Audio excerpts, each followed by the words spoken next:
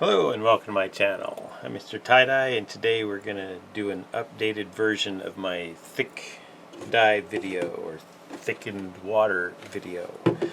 I've mentioned it before, and I have the descriptions in the old one describing what all I do new, so I decided it was time to just make a new video. So to start with, I got all my ingredients gathered up here. The most important one would be the sodium alginate. I get mine from Dharma, and I buy the high velocity for cotton.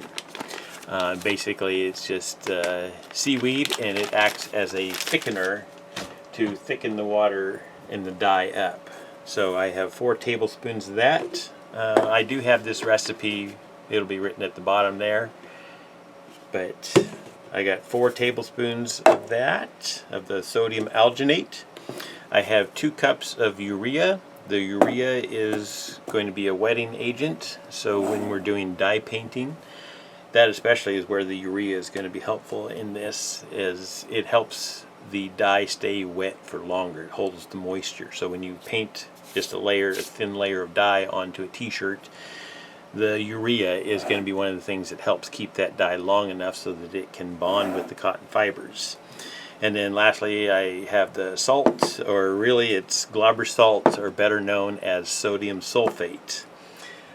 So what it does is it helps, the salt in general helps the dye, pushes the dye down into the fabric. With regular table salt, it does that quickly. With the sodium sulfate, it pushes it in more slowly at a controlled speed, so you get more even colors in your overall product there. So that's why I use the sodium sulfate. I buy the sodium alginate from Dharma. I buy the urea from Dharma, and I buy the sodium sulfate. I buy that from Amazon, and there'll be a link down in the cart below. It takes you over to Amazon. If you use that link, I get credit. It costs you the same, so what the heck. And then the other thing I have is hot water. I used to use just tap water as hot as I could get it, but that just, it took longer for the blending because the sodium alginate does take a little bit to dissolve. So what I've started doing is heating it on the water on the stove. So now I got a ½ gallon of hot water here. I think I usually go to about 170 degrees. So let's test this out. I usually don't put all the water in there to start with. But I do measure it out in a jug ahead of time here. So now I have just a meat thermometer. I can test the temperature of my water here. And that's showing 175 on my thing here. So that's, I think, a good temperature. If you go up to boiling with it, then it just takes longer for it to cool down, because I don't use the thick water when it's hot. I use it when it's cold, because as it cools, it thickens more. So it's easier to adjust the thickness of the water after it's cooled down. So I start out by pouring it. I just took a jug and just cut the lid off so that I have a nice opening here. I pour my hot water in there, and then the next thing I do is I start with the sodium alginate, and I do have a blender here that I'm going to use. So I'll have to put it on super speed or mute or something when I'm doing the blending, but basically what I'm going to do is pour this in slowly as I am blending, and just I want to blend this up until the water, till it's all dissolved and it's kind of smooth in there. So this is what I'm going to do.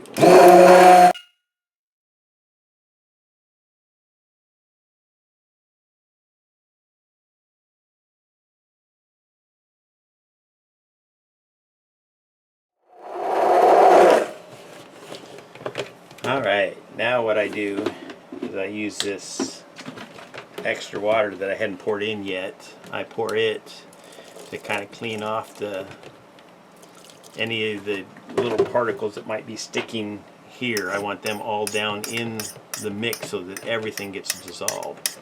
Sometimes chunks will stick up here on the blender.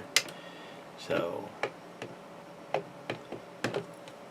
this hot water just helps smooth that off, get it down into the rest of the mix.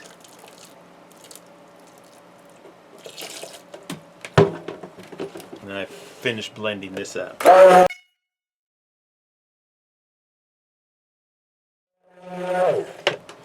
Okay, once I think I've blended enough, then I test it. And I used to just stick my finger in the jug, but now that I've started using much hotter water, I don't do that. I'll stick something like my cuticle pusher in there, let that cool just a little bit, and then I like to just kind of rub the sodium alginate and water between my fingers. Basically what I'm doing is feeling to see if I can feel any lumps in there, because you don't want any lumps. You want it completely dissolved smooth. So once I have that dissolved smooth, then I'll go ahead and pour in my salt and my urea and get everything blended up. And then once again I test it, and I do the finger tests to see how smooth it feels. So I just pour everything in kind of quickly and blend until it's dissolved.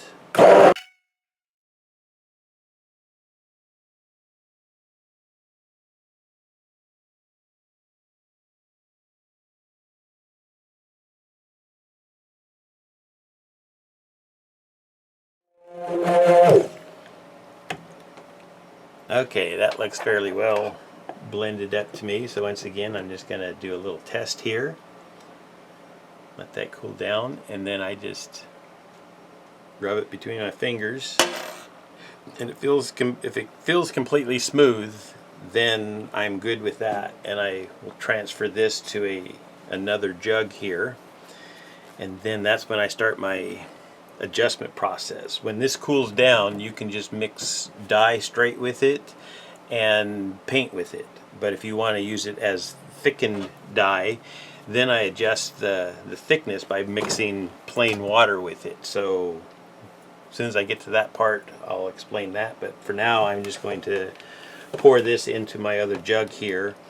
If I pour it into a couple jugs, then it will cool down even faster. So that's really all I'm doing, just wanting to let this cool down some before I start working with it. So we'll be back. Oh, I guess one more thing here. As I get set up ready to pour this in, right now while this is hot, it's going to pour through this funnel pretty easily. So I don't let it cool completely, because once it cools completely, then it gets really thick. So I do like to have it stored in one jug at that point, because trying to get the really thick gelatin down into this jug is harder. So you want to watch that you don't let this cool too much before you pour it all into one jug. I'm back now. I put some of this into the freezer, let it cool down a little bit faster, and then I stopped and had some lunch, and now it's quite thick. You can see how slowly that is spreading in there. So that's why I like to make sure that I get it into my jug all in there, because this here, once it cools down completely, it's going to be thick like this, and you won't be able to pour it in there. Now of course you could get a bigger, wider mouth jug if you like. For me, I've just always put it in a gallon-sized jug. So there's different ways that I work with the thick water once I make it. This here is the right consistency for doing dye painting. So what I would do is just take some of this here, pour it into either just little containers or even right into a paint palette, depending on how much of one color I need. Stir the powder into it, and it's ready for dye painting immediately.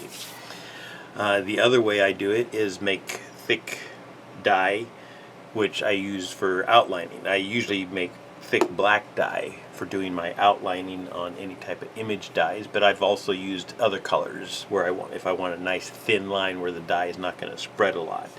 And for that, I will go ahead and thin this thick dye out. So I'm going to start out with probably about 4 ounces of dye, of the water, thick water.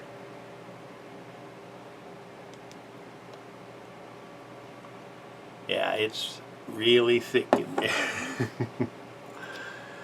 So like I say, that's just perfect for painting, but not so much for putting directly onto a t-shirt. So I'm going to thin this out. So the way that I do my thinning then is I add water to this and I blend it up. So since I'm starting with 4 ounces, I'm going to add 1 ounce of water to start with. And then I'm going to blend that up and test the consistency.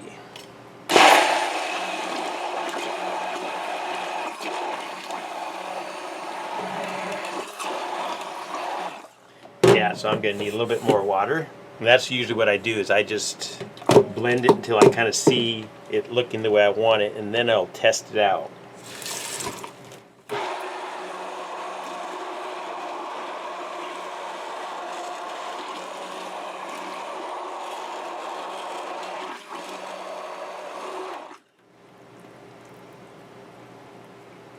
Yeah, that's looking better.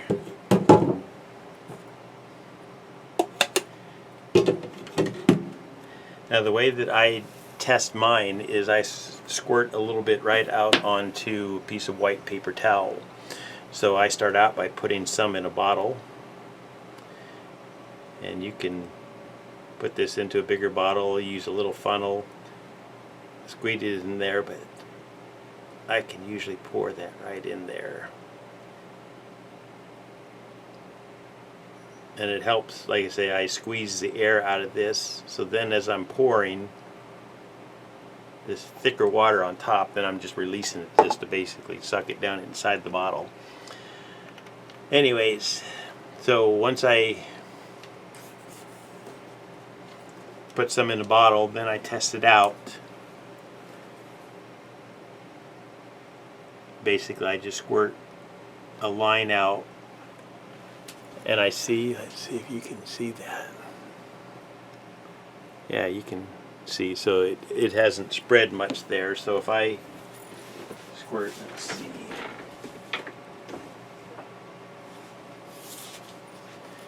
If I put just regular water, which is going to be the consistency of dye, this is just a old bottle, had a little bit of orange dye in it.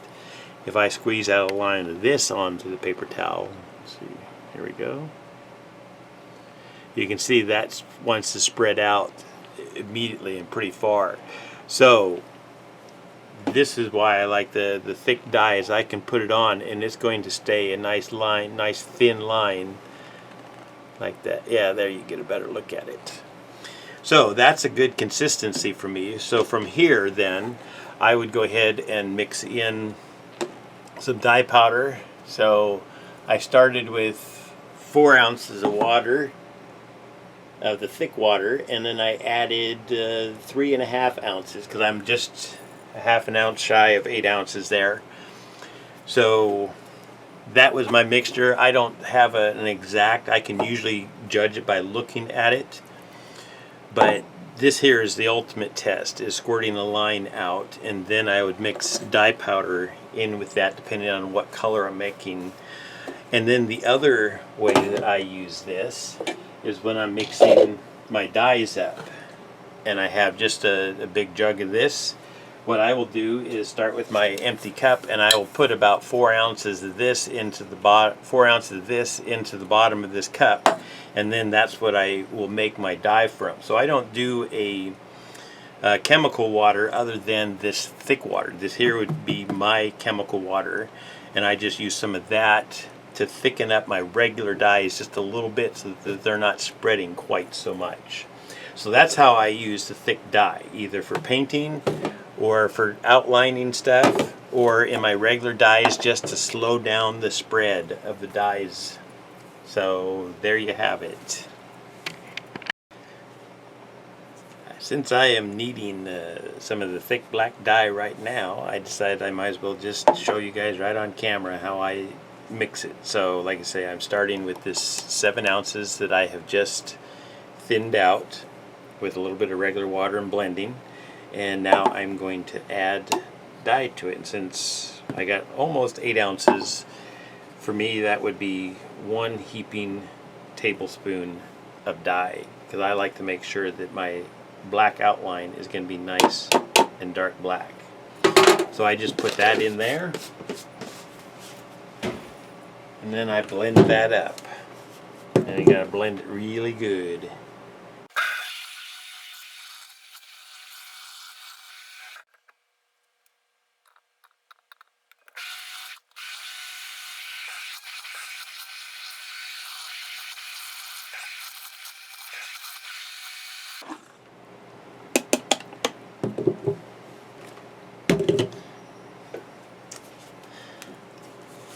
Alright, there's the blending, and then I let this sit and drip a little bit, and then I'll get it poured into the bottle, and then I'll show you how I put it into the smaller bottle. So stay tuned. Alright, so I pour this into a bigger bottle.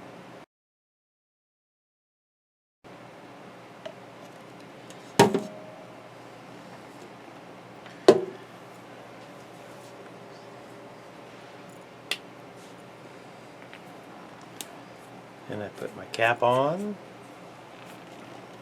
Then you take your smaller bottle, and I squeeze all of the air out of that. Lock this nozzle in place. And you want to make sure that it's seated really good there. And then you just squeeze the big bottle and the little bottle fills up. Once the air is full in there again, then you just squeeze the air out again. Keep going out of camera, I apologize. Squeeze that air out and then just squirt more black dye in. And when it's full, then you just unseat it. I usually make sure that the pressure has equalized before I pull this nozzle all the way out. If you pull it out too quickly, you can end up with a little explosion of dye spray everywhere. So just make sure that you've equalized the pressure, released it, and then you have your thick dye in a bottle. And let's see, there we go.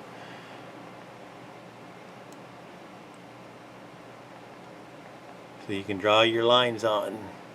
And I even will use this sometimes for my dye painting. With this thick here, I can draw into a space, and then I can just use this bottle to color with. That gives me a good saturation level. So I will sometimes, depending on what I'm doing with the dye painting, I will use the dye directly just out of one of these bottles to paint with. So I think that's all the tips and tricks I have for this video here. Like I say, the thick water just comes in many uses between painting or outlining or just slowing down the spread of your regular dyes. So make a jug of this up.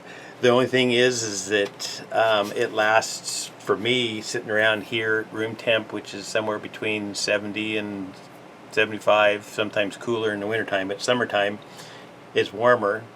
And my last bottle I made in April, and this morning when I opened it up, it smelled like ammonia, so I knew that that was bad, so I went ahead and dumped it out, the rest of it out, and made a new bottle.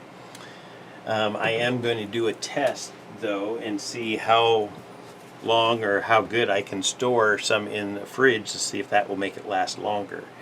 I just haven't had the space or the time to do that, but since I'm making new, I figured I might as well do a test. So I put some in a bottle, I'll put it in the fridge, and then break it out in a month or two and test it out and see how it works. Thank you for watching. Please tell your friends about this video. Whoever's doing tie-dye, let them know that I have lots of free videos. So for now, you guys have a good day. Peace, love, light, and laughter, and have fun creating. Let's see if I can get a piece. There we go. Have a good day.